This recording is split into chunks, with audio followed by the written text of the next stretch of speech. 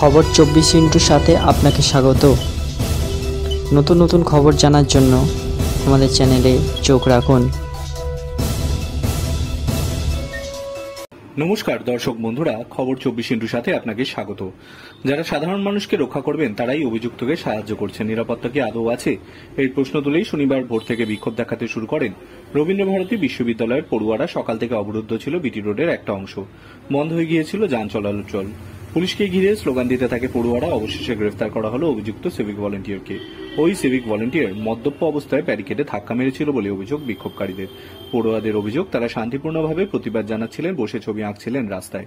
পুলিশের অনুমতি নিয়ে চলছিল সেই কর্মসূচি। আচমকা এক সিভিক ভলেন্টিয়ার মদ্যপ অবস্থায় বাইক নিয়ে ব্যারিকেডে ধাক্কা মারে বলে অভিযোগ। শুধু তাই নয়, পড়ুয়ারা ঘটনার প্রতিবাদ জানাতে গেলে কর্তব্যরত এক পুলিশ কর্মী এবং সিভিক ভলেন্টিয়ারকে সরে যাওয়ার ব্যবস্থা করে দেয় বলে অভিযোগ। এই ঘটনার পর কর্তব্যরত ওই পুলিশ কর্মী এবং সিভিক ভলেন্টিয়ারের বিরুদ্ধে এফআইআর দায়ের হয়। শনিবার সকাল থেকে পুলিশ কর্মীকে ঘিরে চলে বিক্ষোভ। প্রশ্ন ওঠে, পুলিশ এসে এইভাবে অভিযুক্তকে সাহায্য কেন করলো?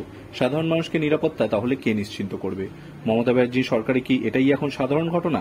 বেশ কয়েক ঘন্টা এইভাবে বিক্ষোভ চলার পর অভিযুক্ত সিভিক ভলেন্টিয়ারকে গ্রেফতার করা হয়েছে। তাকে আগামী দিনে আরও কাজ করতে দেওয়া হবে কিনা সেই বিষয়টি বিবেচনা করা হচ্ছে বলে পুলিশ সূত্রে খবর। মদ্যপ কিনা জানতে ওই ব্যক্তির মেডিকেল টেস্ট করা হয়েছে। Bureau report.